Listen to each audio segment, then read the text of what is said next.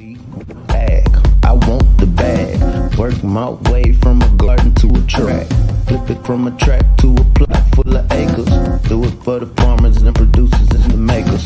What we even here for? Occasionally I ask it. I know it's more than struggling, anticipating the casket. Reap what we sow, I'm trying to fill up my basket. Life's a plantation, I self-law and master. Over the plot I've been granted on this planet. Now it's slanted, cause the chosen been supplanted. But if you overstand it, it was spoken. Fractured, but we ain't broken. Even though some would rather play the role of token, we growing. Black through the essence of our presence. We carry the blood of gods, we carry the mind of peasants. Rich black gardens, future look more like Eden. Multiply seeds like the seed banks in Sweden. Rep my planners on plan according to season. B1 code, switching it up is treason.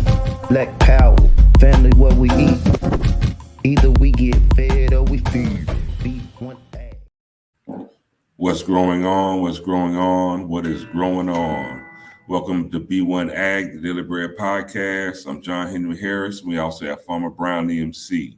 Here at B1AG, we focus on Black agricultural production, education, marketing, health, food, nutrition, and economics, all for the Black family and for the Black community. Welcome Black to the garden.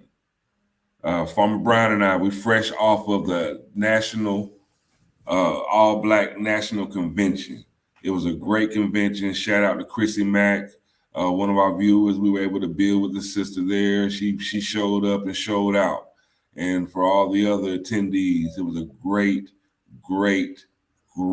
event. Very inspirational to have that many Black minds on one accord, all about progressing the culture, progressing the people. Great event. Now that we're back, it's time to get back. Now it's time to really get back to work. And over the weekend while we were at the All Black National Convention, the World Food Program Director of the UN tweeted out, and he named Elon Musk and Jeff Bezos specifically. He said that $6 billion, a one-time donation of $6 billion would feed 42 million people worldwide. And these 42 million people worldwide are on the brink of hunger. That's a large number of people that would help. And $6 billion is actually only 2% of Elon Musk's wealth, total wealth. He's worth $300 billion. So Elon Musk actually tweeted back that he would sell the $6 billion in Tesla stock right now if the UN could prove that number of $6 billion and also have an open accounting of how that $6 billion was spent. Now, here at B1AG, we focus on the B1 community, and our people. So we did some number crunching of our own, and we figured out how much it would take to feed our food insecure, and not only feed our food insecure, build our food security and make sure that we will be food secure for now and generations to come. So I hope y'all are ready to really check out these numbers. It's pretty amazing. We can actually end hunger in our community with a very small amount of number, a very small amount of money compared to the $6 billion that the UN is asking from Elon Musk for a one-off. Now, this is a one-time shot the UN is asking for, but we have really come up with a plan that would really help our communities stay food secure. Farmer Brown, today's subject, but we're going to go deeper than this. Will Elon Musk donate $6 billion to end world hunger? Will he? Won't he? But what are we going to do to end our hunger? Let's dive deep, Farmer Brown. First, I just like to say peace to the B1 family. Feeling great, man. I was sometime it just takes being in the same space with like-minded melanated people who's really focused on solutions. Most of the people I rock with aren't coming from a place of charity. For the fact that this came up over the weekend, I do think that's very interesting. $6 billion. When you think about the guy sitting in the White House right now, they were talking about this $4 billion that was supposed to go to farmers of color, right? Which still hasn't, not a dime of debt relief has gone to them. But then we want to have this conversation. What can we do for ourselves? Being real codified. When we're talking about this concept that Elon Musk said, well, hey, I'll give $6 billion of my Tesla stock to this if you can show me show me where it's going. I think this is an opportunity for us to have a conversation of what he means. What he's saying is, okay, I'll give my money, but y'all got to be able to be transparent in where it's going to go. Is it going to go to all these indirect costs? Are you going to have all of these nice charitable organizations, taking their 30% off before it actually reaches the people that need it? I do think this number of 40, peace to the brother Blue Pill. So I got to meet Blue Pill, you know what I'm saying? But this law of 44.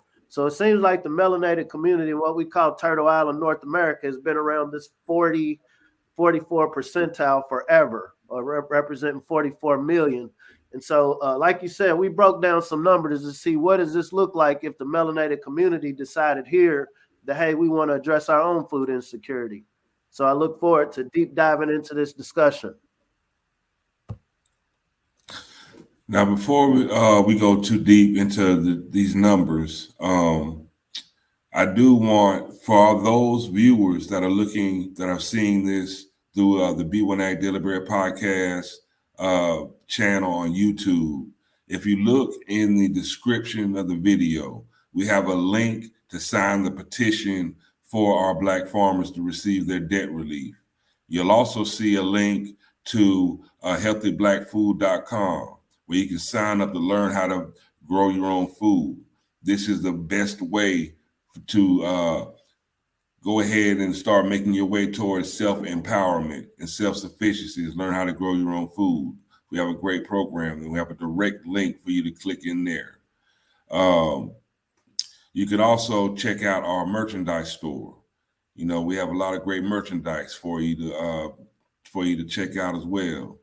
Very stylish. You can look at it and you can be fly in any weather with B1AG merchandise. Okay, now getting back to Elon Musk.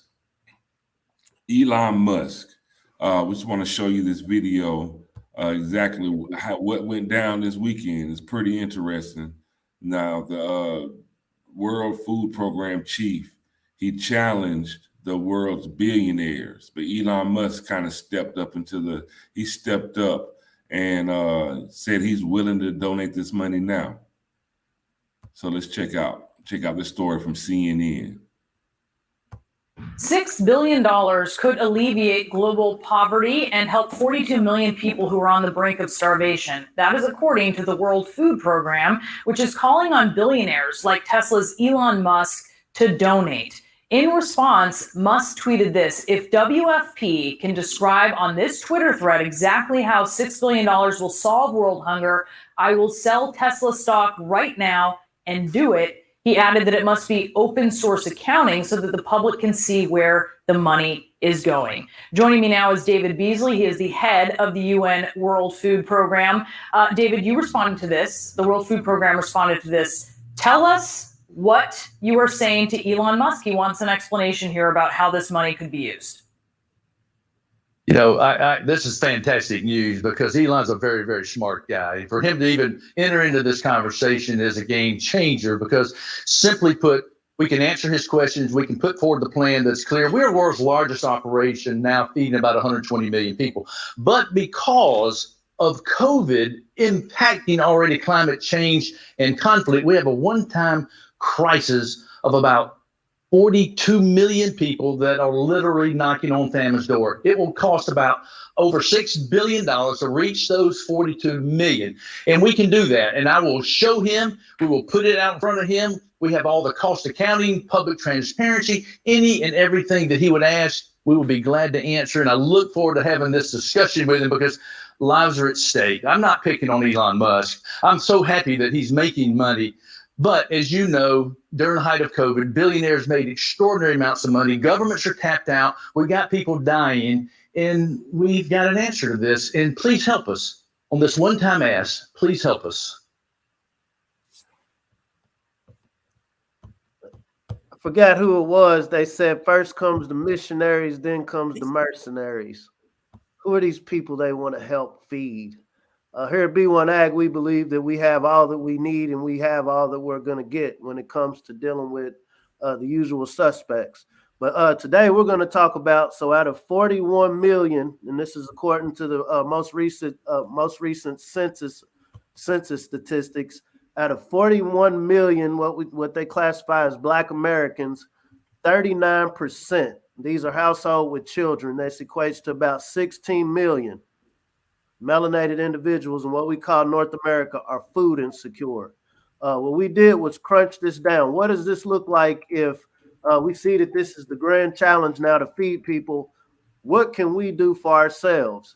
And so being real codified when we're talking about transparency, let's really break this down on what this looks like in the melanated community. And so to feed 16 million, and this isn't just about, I mean, obviously charity, altruism is a big part of it, but we also want to look at, okay, we know agriculture alone is a $1 trillion business in North America.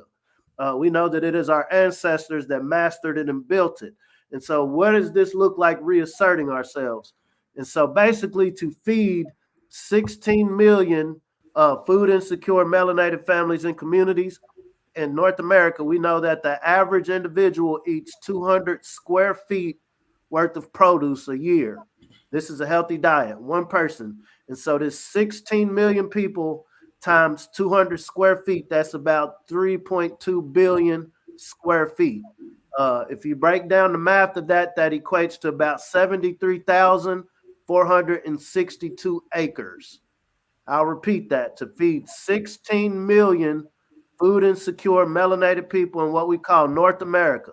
That equates to 73,462 acres. This is in North America. This is intensive agricultural production. We do know the melanated family, there is 1.9 billion acres in North America. And right now, Black, what they classify as Black, owns 7.8 million. That equates to about 14.4 billion if you do the math. So literally a small percentage of the land that we already have. This isn't land that you got to go ask somebody for. This isn't land or resources that you're reaching out to somebody, hey, can you help us, poor miserable people? No, these are resources we already have. The resource that we don't have, what it boils down to is the labor and the communal buy-in and intent. So to put these acres into production, and we can break this down a little more, you're looking at about a $20,000 per acre investment. What this includes is your materials. If you're building high tunnels, depending on where you're at, you know, making sure you can produce year round. This is going to be your seed. This is going to be your labor. And so to put an acre in production, we're not talking about the large swaths of land like the monocrops where you just have hundreds of acres of wheat or grain or corn. These are literally maybe 4 different agricultural products per acre. This does take work. And so this isn't just I hop on my tractor, seed it, spray some fertilizer and herbicide, then I'm done. No, this is actual work. But a part of the conversation we're having, as per some of the conversations we had this weekend, this is how we can reclaim our place within this food system just by setting a codified goal of feeding the 16 million melanated people in what we call North America. And the beauty of this is that we take care of the people that need it the most. And that's our severely food insecure, are hungry. But what this leads into is job creation. It creates jobs. And after we feed those 16 million people that are hungry, it creates surplus amounts of food for us to eat to make sure that we stay food secure into the future, because we're building our own industry. We're building our own food system. And the labor, it takes about 3 people per acre in a 3-day work week. which is not a lot, but it's enough. But you also got to consider, the logistics like transportation, storage. It opens up a lot of wealth of opportunities for our people just within food. Now, if we look at this country, we're with the mandates. We were already the highest unemployed, but with the mandates, they're starting to lock us out of the economic system. We can build our own just behind feeding ourselves, and that's power. So what is this 73,000? Like I said, Musk was like, hey, I need to know exactly where this is going. And so we know, and this is as of 2019, 56% of the melanated family lives in what we call the Southeast. 56%. And so, let's really break this down. And we also know this is the majority of where the majority of black farms are. 56 in what we call the South. We know 19% of the melanated family lives in the Midwest. This is also good agricultural land when you're talking about your produce. And I do want to place a caveat on our conversation. We're talking about produce. There is a whole nother piece of meat and livestock and poultry production, but we're just, for the sake of the day, really contextualizing how feasible this is. So we know 19% live in the Midwest. We know 18% live in the Northeast. This is New York, your East Coast, and we know 10% live on the West Coast. If you do the statistics of where black farms are, this same dynamic exists as far as where your black farms are. So when we're talking about, okay, how do we make it rain? How do we spend this $20,000 per acre? And so basically, you're going to put it to where the people need it the most. We realize in the South, when we look at they say follow the money. So big money is spending a lot of money investing in arable farmland, not just land, but arable farmland where you can actually produce in the South, along the Mississippi River Valley, as well as the Midwest. And so when we're, our entrepreneurial minded people, we ran into a lot of real estate people this weekend that understand like, hey, we need to eat, and to eat, we need land. So these are conversations here at B1AG. We're not real estate people. And so, our goal is to have these conversations going wherever you're at within these different regions. But you're going to break this 73,000 acres down within these regions. So, for example, 56% of this 73,000 will be spread out with black farmers in what we call the Southeast. 18% will be spread out amongst the 18% of black farms in the Northeast. 10% will be allocated to the 10% in the West Coast. The same way when we were growing up, many people's first job would be going at a fast food joint or working at some sort of brick and mortar. We see that we're being taken out of that. A lot of these jobs, and actually they say 40% of the jobs that melanated people hold stand to be replaced by automation in the next 10 years. And so instead of being in reaction mode, how do we be proactive? And so maybe my teenager's first job isn't going to be at McDonald's or Burger King. It's going to be working at one of these local farms, right? 3 days a week. Hey, we don't expect you to get a career in retirement on this farm, but with a general rule of thumb in the ag sector, you need about 2 to 3 years hands-on experience to really land, one of the higher paying careers. Here at B1AG, we're talking about how do we create our own careers. When we're thinking about unique ways to partner, and so we met some brothers and sisters who are in the education system right now. I know at the HBCU where I work, we do dual credit. And so say if we have some students that are in high school taking some ag courses in high schools, that account for credits when they actually come to a university. Well, part of getting these credits is, hey, dad, mom found this rural farm or this urban farm that's a part of this Feed the 16 Million project, and I'm just giving a generic name. And I spent 2 years working there. I gave 3 hours, 3 days a week, about a couple of hours watering, harvesting, weeding, taking care of the crops, doing some of the construction work, building fence, seeding, harvesting, but really codifying, because these are specific jobs that need to be done. Like I said, one of the reasons a lot of black farmers haven't been able to compete is lack of access to resources. They didn't get the subsidies that your larger white farms got to get the big tractors, the big implements, the quality seed. And so when we're talking about localizing, which is going to happen across the board anyway, we want to make sure that we already have a game plan in motion. We don't want to start acting upon somebody else, because what's going to happen, I'm not in the minds of these people, the guy in the UN, but what you're going to have is these saviors, these white saviors is going to come save the day. And I imagine out of this 41 million they're talking about around the world, it's going to be in melanated places in the diaspora. So what we understand here in North America, I think, what was the number that Black people represent when it comes to spending? When it comes to spending, just one moment, find it again. I think it's upwards of 300 billion. We actually, African Americans in here, we have $1.4 trillion in spending money, but where is it? So we spend 1.4 trillion. This is including people's rent, mortgage. That's cool. These are necessities. These are things that a person has to have. We're not here pocket watching. We're looking at practicality.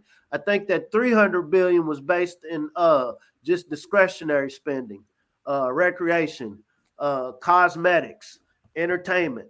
So, not to pocket watch, but let's be practical. So you're looking at about a $1.5 billion investment. What this does is this is $1.5 billion to be allocated to $20,000 per acre to put these 73,000 acres in full production. So say I'm a Black farm down in Florida and I just have 2 acres. Okay, so we know out of this 1.5 billion communal investment, we know that 40,000 will directly go to this farmer. Cut out the BS, cut out all of the bureaucracy. We know 40,000 is going to go to this 2 acres. This 2 acres isn't just going to be a lot of grass. It is going to be intensive vegetable production. This is where your cooperative extension offices come in. What grows best? If you're in southern Florida, and we understand, okay, you're going to get more mangoes, you're going to get more fruits per this 2 acres. You're going to base your labor around that. What kind of labor is needed to produce these mangoes? What kind of structures will need to be built to make sure that this is going to produce all year round? Because our goal is to make sure that these 16 million food insecure melanated families have 200 square feet worth of fresh produce. Some things are going to grow a lot better than Florida than, say, the Midwest. What are the things that grow better in the Midwest for the farmer that has 10 acres that can be put into production? So maybe this is your leafy greens. Maybe this is your onions. So saying that to say it's almost like a franchise. McDonald's, if you go to McDonald's in Florida, it's going to be the same in the East Coast, same in the West Coast, same in Midwest. So how do we codify these same agricultural operations? The big piece of this, obviously, we spend the money. As melanated people, our ancestors would flip if they had the capital, the financial capital that we have today. But we need the labor. I grew up in a family where I have like 6 aunts and uncles. That's who used to do the garden work. That's who used to work out on the farm. But then when given the opportunity to go to the cities, work in the factories, guess what? This work got allocated to H-2A workers, migrant workers. This work got allocated to machinery. And so as we look Black to the garden, looking Black to the future, how do we regain that same concept of understanding that this isn't disparaging labor? This is inserting ourselves in a $1 trillion and growing industry. So using this, for example, you said you have an acre in Michigan. So we understand Michigan, you're not going to get too many fruits, right? You're not going to get bananas in Michigan. But what I know, especially you're close to Michigan State University, and I know they have an extension program up there. It's actually one of the top ones in the country. And so heavy green production, you're looking at your leafy vegetables, you're looking at your spinach, you're looking at your lettuce, you're looking at a lot of herbs. And so per what we're talking about, so you have an acre. The family is going to invest directly $20,000 to your acre. Out of this acre, and one of the things the elders say, don't get into farming to make money, get into it to feed people. And once you get good at feeding people, then you understand how to feed yourself and then create a surplus. And so per this $20,000 investment, and this is based on a 4 crop rotation or 4 different crops, you can yield up to $60,000 per acre. It is possible. This is intensive. So it's not just I have an acre of one thing. It's like, no, I have 4 different things growing on my acre. This is including my high tunnels and structures, my box gardens, my container gardens. I have vertical setups. So you can earn up to 60,000. You know, minus your $20,000 investment. Okay, you're looking at a $40,000 profit possibility. You know, am I saying that everybody with an acre is going to earn 60,000? I'll say it's possible, but we got to look at the very specific dynamics within that. You need somebody to work this.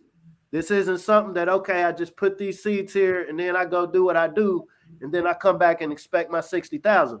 You're going to have you pick your own operations, where to cut down on some of your labor costs, you might have it set up where kids from around the neighborhood, families from around this 16 million that we're targeting, come and pick their own. You might do some tourism there. You might hold some classes there, because what you want to do is diversify this acre. Especially just to be fully transparent, on average, the profit per acre is $790. However, with an intense farming operation, specialty crops, you can earn up to $60,000 per year per acre. I know families here in Kentucky, 40 is nothing, and they just grow tomatoes.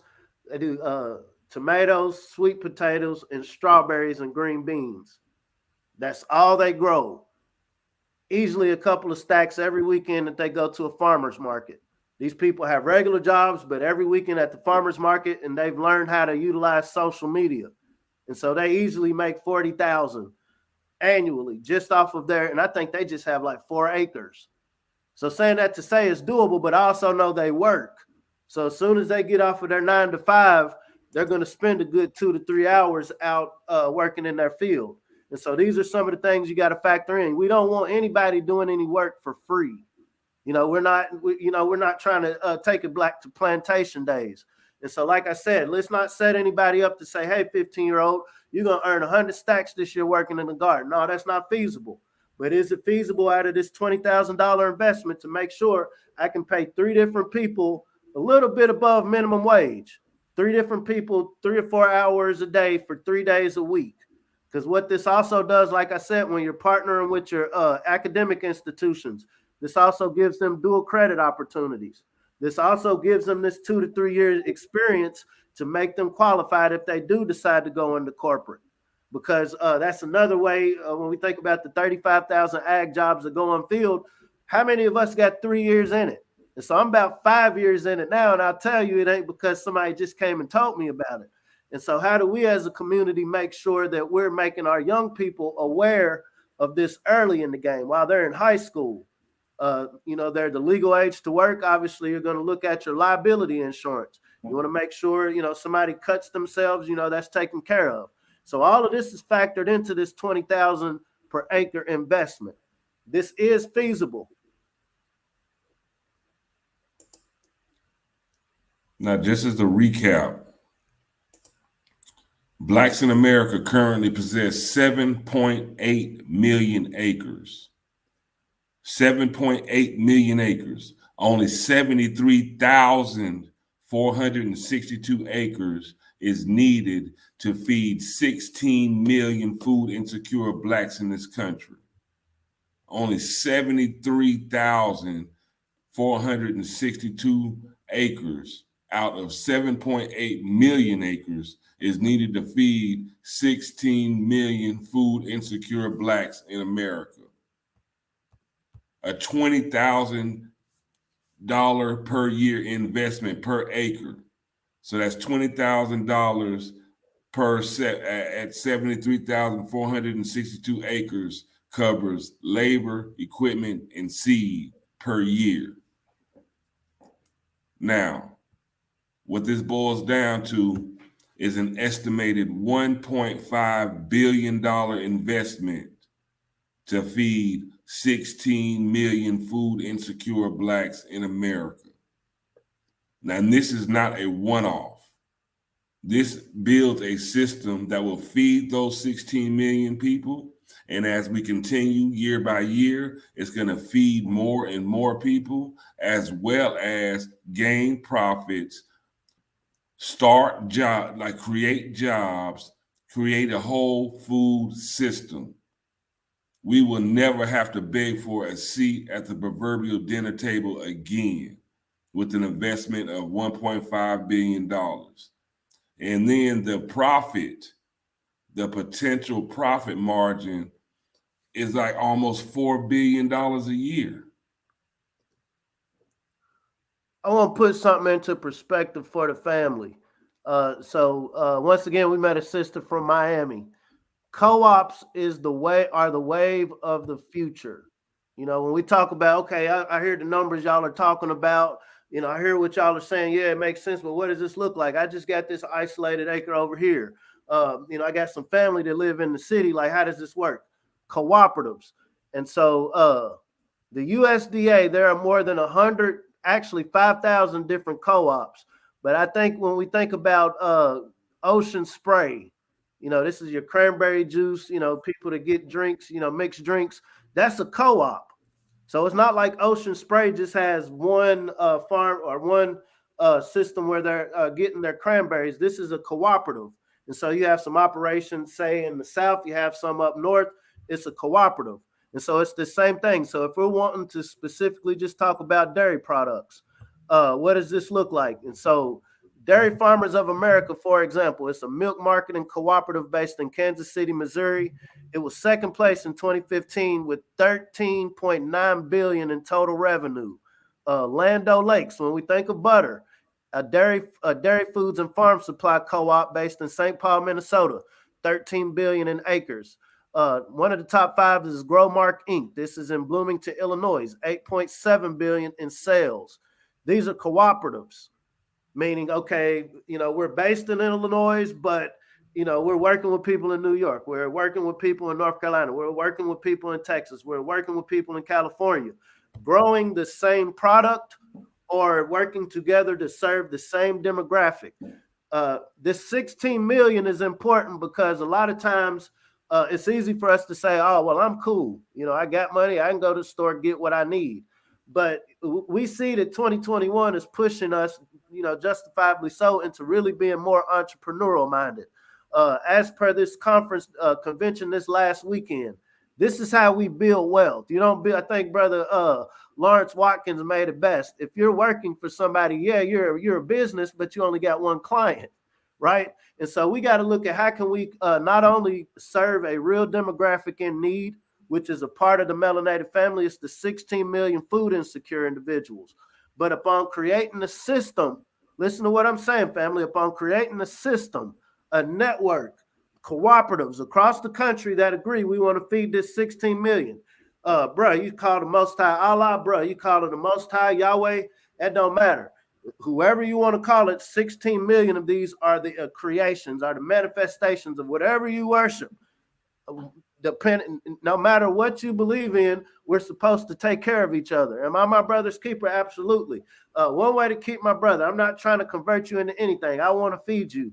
I know the ability to work with others to feed you not only creates food for you, creates food for my family as a participant in this cooperative effort, but then it creates a surplus where we can do global business. Because see, our ancestors came up with these systems a long time ago and they got co-opted. And it turned into what we see as American agriculture today. And so this is our opportunity, just starting with feeding ourselves. Good morning, Sister Moffitt. This is our opportunity, just targeting specific amount of people to feed within our community. What are the systems in place? We know we already have the land. Whether the USDA makes it rain and gives debt forgiveness or, you know, keeps kicking this can down the road, hey, we ain't got to wait on that. We already have the capital, but what it takes is a codified, centralized, laser beam focus. Before we talk about anything else that divides us, we want to make sure that the 16 million food insecure melanated families in America are fed. This is our 5-year goal. We're going to be very realistic. We know in year one, okay, we just got to see who's really with it, right? You know, there's a lot of people well-meaning that's going to come, oh, this is a great idea. I want to be a part of it. Like the OG farmers tell you, if you want to be successful as a farmer, feed the people first. Don't go into it for the bag. Look at now, what can I do? What can I grow to feed the people first? And so you got to gather the like minds that agree. And this is why the All Black National Convention was very important. We need multiple of those. Dr. Boyce Watkins team put this together. It was dope. But we need more of these. We need this conversation to happen every day within all of these different sections where we know 16 million of our family members are food insecure. And then we codify this around, okay, we don't want to ask anybody, especially the farmers, the landowners. We don't want nobody doing nothing for free. Instead of us coming to you like, hey, will you take a chance with this idea we have? No, here's 20K per acre. For every acre you have, maybe you have 20 acres, but hey, you know what? This is a great idea. I'm willing to put 5 of my acres in intensive production. I'm willing to make sure, it's insured. So if somebody comes on my land, trips, cuts themselves, they're insured, they're taken care of. This will be taken care of within this 1.5 billion. Is B1AG saying, hey, donate to us? That's not what we're saying at all. This is a conversation that we want to have amongst the family who understands these dynamics, because this is very doable. This is the point Elon Musk was making, that, okay, I got the money, melanated family, we got the money, but since we know there's a lot of technology and exploitation going on, how do we make sure we're codifying the effort? And so this is simply what we're bringing to the table, how feasible it is. We can feed 16 million food insecure melanated family members in what we call North America for 1.5 billion. Not only does this feed them, it's a windfall for the farmers who have land. Some people have just bought land. Particularly on our end, we want to make it rain on the farmers who've been, kind of trying to look for markets. You don't want to get into farming. Okay, maybe I'll have a customer here. Maybe I'll have a client there. No, we know specifically we're feeding 16 million people. Each of them need 200 square feet worth of fresh produce. We know exactly where it's going. We're working with the marketers, peace to the sister at Valorant out of Houston, Brooke Sinclair. We're working with the people who know how to get the seed from seed to table. We're filling all of these niches, and we're training these young people as we do it.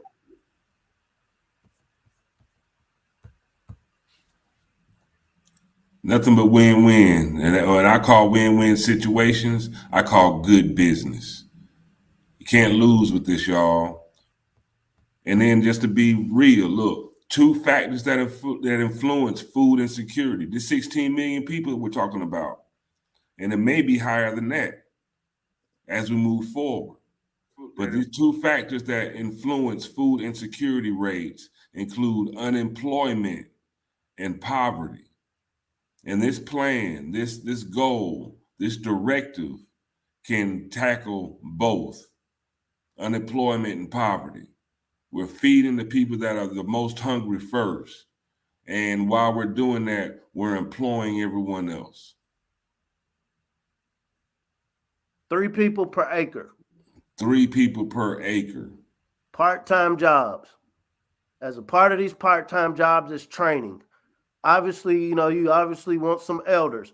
You want to be able to pay the farmers to train. You're not asking, you don't want nobody doing nothing for free. Nothing for free. It irritates me to see a lot of these young people tied into these phones, because what's happening is you're being culturalized into consumer. Here at B1AG, we want to raise producers.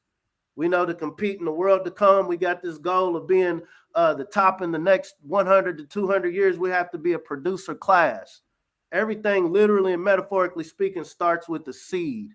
What I notice about my kids, they act like they don't hear what I say, but they follow everything I do, right? My ability for dad to work with other people that look like dad, that's how they're going to pick that up.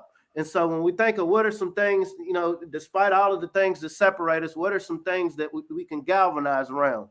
Feeding people, especially within the melanated community.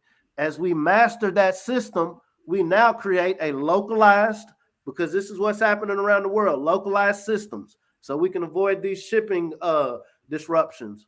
Localized systems, getting the food directly to the people, finding your niche with your skill set. What are you good at? In this chain, from getting this seed in the ground to getting this final product to the final consumer. And within that, now we have a surplus because we done did this for 4 years. We done figured this out. We've gotten all the counsel. We've seen, we started small. We started with just this goal of feeding 16 million. We figured out what works, what doesn't. And so by year 10, guess what? We're now competitors that can't be replaced. We now have a voice at the table when it comes to legislation, whether you're talking about nationally or internationally. Because as a consumer, you have no voice when it comes to allocating power. Politics is just distributing power and resources. And so when we re-become this production class that's bossing up, we're not doing it under bondage. We're not doing it under, okay, somebody is tricking us and whipping us. No, we're doing this because we see the value in it as a community, as a family. Because in 2021, we all committed that, man, we're going to feed the 16 million of us who are food insecure. Because we figured that out in 2021 and took it serious and got on code, by 2040, our teenagers now become the Elon Musk. They become better than Elon Musk. They buy up some of this land because, this Bill Gates guy is going to expire at some point. So we start buying black the block and buying black the land. It starts with the seed, family. And we can do all of this with a $1.5 billion investment.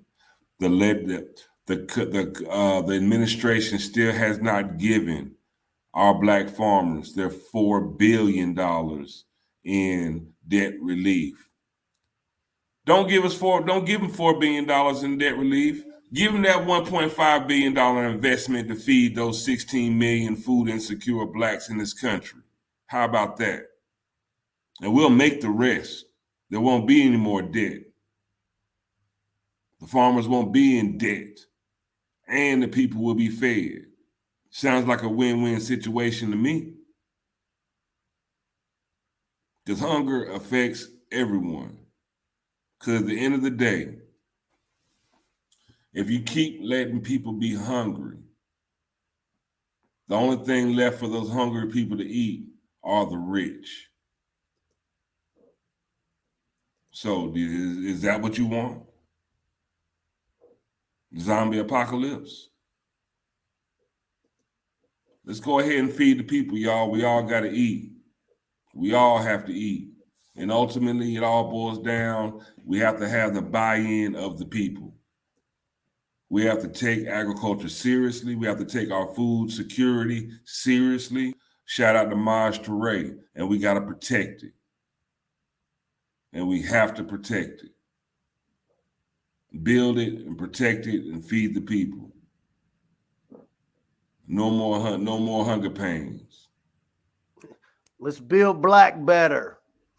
Build black better. How about that? That needs to be on the shirt.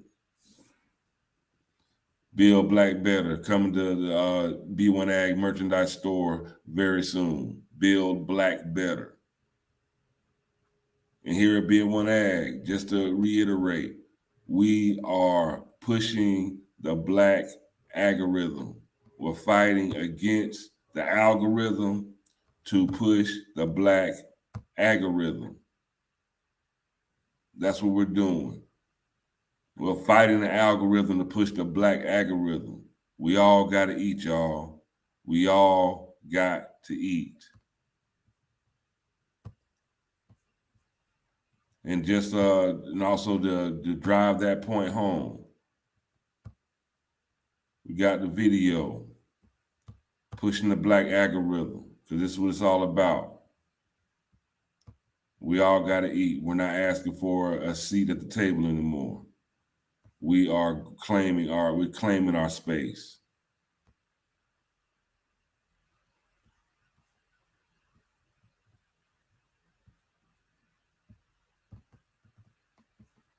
Here we go. Pushing the black algorithm. Ancestors, they mastered the systems. We raising your bosses, no victims. Planting that knowledge curriculum. Blessing the roots with the nutrients. The darker the berry like Nubian. Dropping receipts like I'm Julian. The streets with that food like Peruvian. Trapping the merchant, the fruits and the veggies. CSA boxes, my package is heavy. Ship across town in the bed in my Chevy. Printing them up, growing off at it, baby. If you stay ready, you ain't gotta scramble. Battles like farmers and growers, no gamble. We claiming our fingers, the gamers in shambles. Blessed with that melanin, carry the miracle. Mothers and fathers in civilization. Back to the garden with true cultivation. Building back better through black innovation. B1 community, home of the nation. Genetically designed to be the purpose. Loving that growth mindset. Codified, now we focus farming on track. Be the fan, break bread with them. Look at that. Pushing that B1AG rhythm. Now, watch me get them. Watch me get them. Pushing that B1AG rhythm.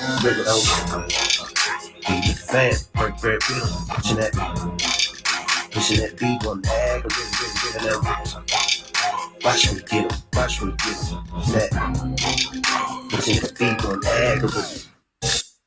Pushing that black act. Now, I hope the family can see those visuals. That's what a black food system looks like. That's what localized food production looks like. That's what on-the-job training in agriculture looks like. That's what it looks like. That's what that $1.5 billion investment will look like.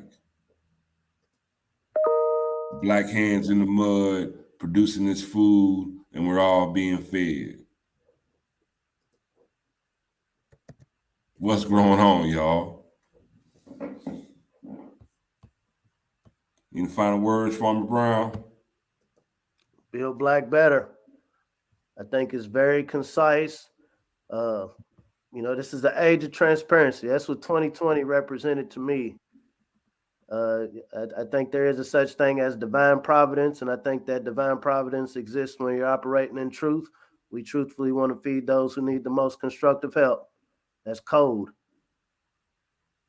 We have the means to do it.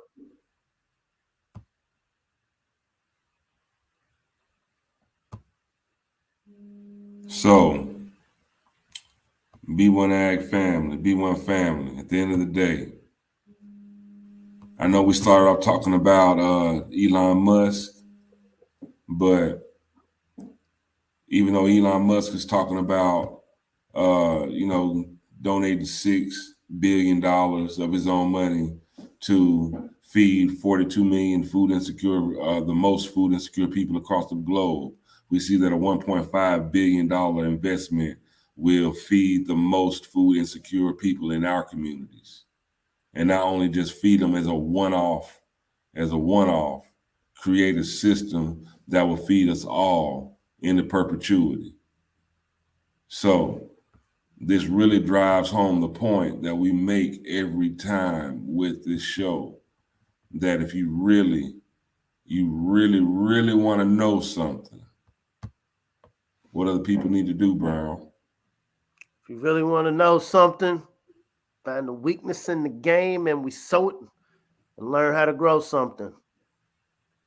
There it is, y'all. Let's have a productive week. Let's keep growing. Let's grow harder and grow harder and grow harder. Let's never stop growing. Let's operate from a place of love. Let's have a wonderful, wonderful week. Be productive. And we're here at B1AG. We'll see you soon. Peace out. Meet you in the garden.